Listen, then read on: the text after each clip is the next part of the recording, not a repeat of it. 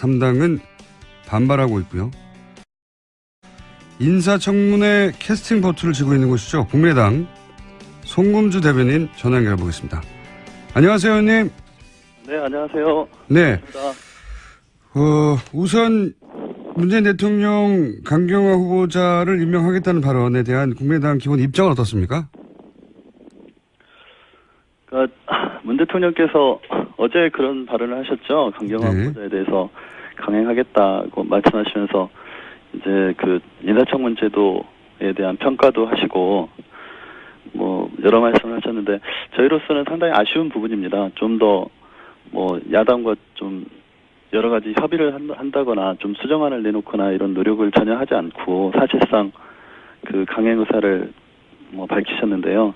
예, 저희로서는 좀 아쉬운 부분입니다. 네. 아쉽다. 근데 이제 어제 국민의당의 입장으로 공식적으로 나온 성명이라고 해야 될까요? 하여튼 입장 발표를 네. 보면 이게 이제 한 줄로 요약하면 여론을 앞세워서 국회 인사청문회 제도를 무력화시킨다. 이렇게 표현이 됐던데요. 네. 저희 대변인 논평으로 네.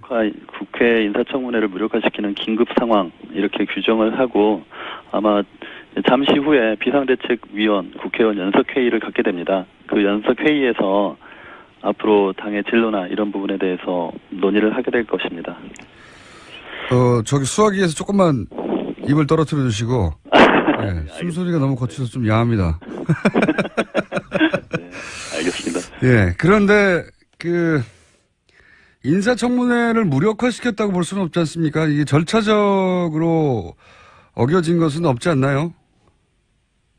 왜냐하면 야당이 반대하면 뭐 장관 후보 임명을 반드시 철회해야 한다. 인사청문법에서 그렇게 정하고 있지는 않기 때문에 무력화시킨 건 아닌 것 같은데. 아닌가요? 인사청문 제도의 실익이 없어지는 것 아니냐 이런 문제 제기로 보시면 될 것 같습니다.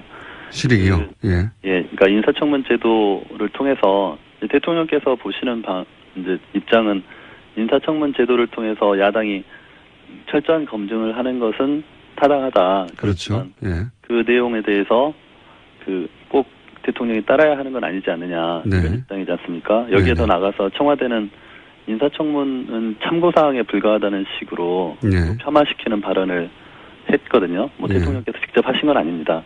그래서 이런 것들이 이제 국회, 특히 야당의 입장에서는 그렇다면 인사청문 제도를 통해서 장관 검증을 하는 절차 자체의 실익이 무엇이냐에 대한 문제 제기가 있게 되고 또 나가서는 실제 대통령께서 또 야당과 이런 여러 국정 현안에 대해서 협치할 의사가 있는 것인지에 대한 의문을 갖게 되는 것 같습니다. 그 말씀도 일리가 있습니다만 또 대통령 이야기도 일리가 있는 것이 왜냐하면은 장관의 경우에는 물론 표결로 정한 다른 보직들은 표결을 합니다만 장관의 경우에는 실제 인사청문회가 참고인 것이 맞는 것이 장관은 대통령에게 임명 권한이 있긴 하지만 국회를 통해서 검증을 거쳐보고 그리고 보고서 결과를 대통령이 참고해서 따를 수도 있고 따르지 않을 수도 있다. 이게 법의 취지 아닌가요? 만약에 부적격 보고서가 나오면 임명하면 안 된다. 그러면 법이 그렇게 정해졌어야 하는데 지금은 그렇지는 않지 않습니까? 네, 맞습니다. 우리 법 자체가 장관에 대해서 뭐 헌법이나 법률에서 국회의 동의권을 인정하고 있지 않기 때문에 뭐 대통령께서 국회 청문 절차에 따른 결과에 구속되지는 않습니다. 실제로도 뭐 박근혜 대통령 시기에도 강제수 농림부 장관에 대한 절차에서 그런 현상들이 있었습니다. 네. 그렇지만은 어쨌든 문 대통령 본인도 과거에 청문 절차에 대한 중요성을 언급한 부분들이 있고 또 여당 민주당의 입장에서도 이 당시 야당일 때에는 청문 절차에 대해서 대통령이 좀 적극적으로 반영해 주기를 바라는 그런 입장을 계속 피력해 왔었습니다. 근데 이제 지금 여당이 된 입장에서 또 다른 말씀을 하시는 것이고요. 다만 저는 이렇게 생각합니다. 이제 앞으로 우리 당에서 의총을 통해서 또 논의를 하겠지만 대통령께서 하시는 말씀이 법적인 해석에 있어서는 타당하다, 맞는 말씀이신데 이제 외교 안보 라인을 정하는 문제이고 또 강경화 지명자에 대해서 계속되는 논의가 있었지 않습니까? 야당에서도 네. 이러이러한 점에서 문제가 있다고 했고, 그러나 그 문제들에 대해서 그 문제 제기 자체에 대해서 대통령께서 뭐 국민 여론이라는 큰 범주에서 보셔가지고 사실상 문제가 없는데 야당에서 문제 제기를 하는 것이다, 이렇게 인식을 하시는 것이 아닌가. 그렇기 때문에 더 이상 그 논의가 나가지 못하고 결국 대통령이 바라는 임명을 강행할 수밖에 없는 구조가 돼버리는 것이 아닌가, 이런 생각을 합니다. 대통령께서 이제 그 어제 수석보좌관 회의에서 말씀하신 것처럼 강경화 지명자가 정말 필요한 분이고 또 앞으로 그 외교 정책을 펴는데 본인한테 필요한 사람이라고 하면 물론 조각권이 대통령께 있기 때문에 대통령이 뽑을 수 있습니다. 그리고 뽑는 과정에서 그런 문제, 야당과의 관계들을 좀 조율하시고 또 여러 수정안들을 제시할 수 있지 않았을까, 저는 그런 부분들이 아쉽다는 것입니다. 이거는 제 개인적인 의견이지만 만약에 강경화 지명자가 필요하다 하면 그런 부분들을 적극적으로 그 국민에게만 할 것이 아니고 야당에게 직접 설명을 하시고, 그러니까 뭐 정무수석이나 민주당의 원내대표를 통하지 않고 대통령께서 직접 설명을 하시고 일단 그 장관으로 임명을 해서 역할을 한번 줘보겠다. 다만 문제가 있으면 그때는 국회 해임 건의권이 있으니까 그 해임 건의권이 행사되었을 때 그 해임 건의가 되었을 때 해임을 시키겠다는 정도로 그런 정치적인 약속, 이런 수정적인 제안 같은 것도 해보시면 어땠을까, 이런 생각도 해봅니다. 근데 그런 어떤 여야, 대통령과 야당 사이의 그런 노력이 없이 결국은 그 야당이 계속 그 어떤 조치를 해주지 않는다는 입장에서 서로 한 발자국도 물러나지 않은 상태에서 결국 강행이 되기 때문에 그런 부분에서 아쉽다는 생각입니다. 청와대는 거기에 대해서는 이제 국민의 눈높이에서는 충분히 검증되었고 통과되었다. 그래서 임명을 한다. 이렇게 이제 입장을 정리했던데요. 청문회를 했고 많은 사람들이 지켜봤는데 최근 여론은 임명하라는 게 이제 60% 이상 나오니까 대통령으로서는 그럼 그 60%의 민의를 야당이 반대한다는 이유만으로 그걸 거스릴 수는 없는 거 아닙니까? 뭐 지금 이제 문재인 대통령 정부 초기 대통령께서 굉장히 많은 지지를 받고 계시지 않습니까? 뭐 예. 대통령께서 잘하시는 부분도 있고 또 국민과 직접 소통하는 자세를 보여주시는 부분도 있고 또 전임 대통령께서 원체 그런 소통 뭐 이런 전국 운영에서 많은 문제를 노출했었기 때문에 그런 반사적인 효과를 얻는 부분도 있을 겁니다. 예, 그렇겠죠. 그렇지만은 이제 대통령께서 이제 인사청문 절차뿐만 아니라 결국은 국정을 운영하는 능력을 보여주셔야 되는 거라고 생각합니다.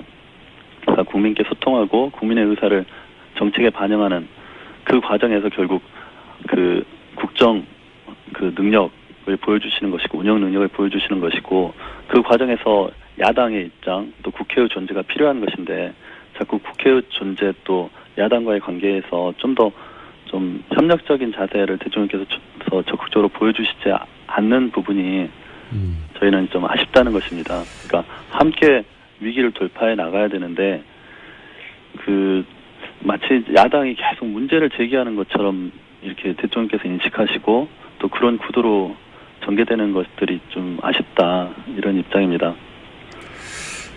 이제 뭐 국민의당에서는 그 여론이 60% 이상 되지 않느냐는 데 대해서 그러면 여론조사로 다 뽑지 왜 청문을 왜 하냐, 이렇게 요약되는 반론도 제기하셨던데 지금도 같은 맥락에서 여론도 중요하지만 야당도 파트너이기 때문에 존중해주고 설득해달라, 조금 더, 이런 말씀이지 않습니까? 네. 예. 네, 그렇습니다.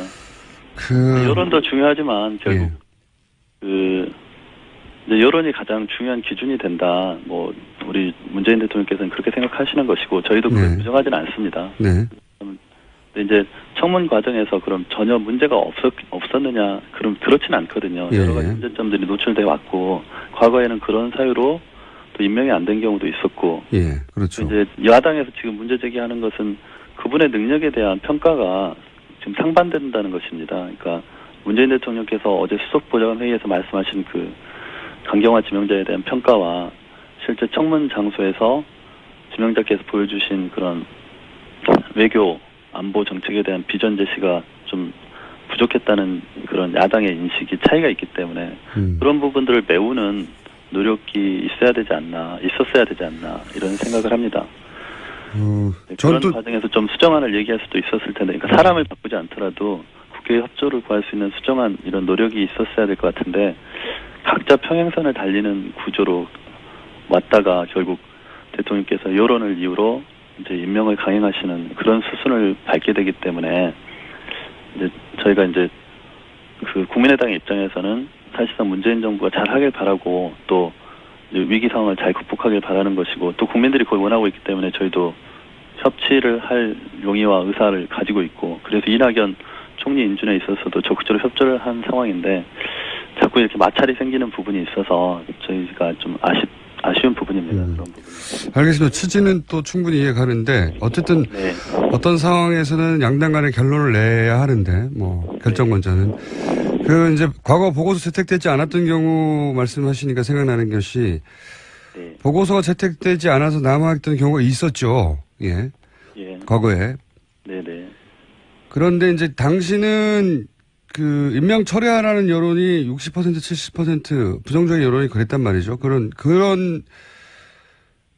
경우에 여론이 혹은 민의가 철회에 있었고 그래서 야당이 법적 강제력이 있어서가 아니라 그 민의와 함께 그 여론의 힘으로 결국 낙마를 요구하고 또 낙마를 관철시킨 건데 낙마시킬 때 여론의 힘으로 낙마시킨 거란 말이죠. 임명할 때도 여론을 감안할 수 있는 거죠. 아닌가요?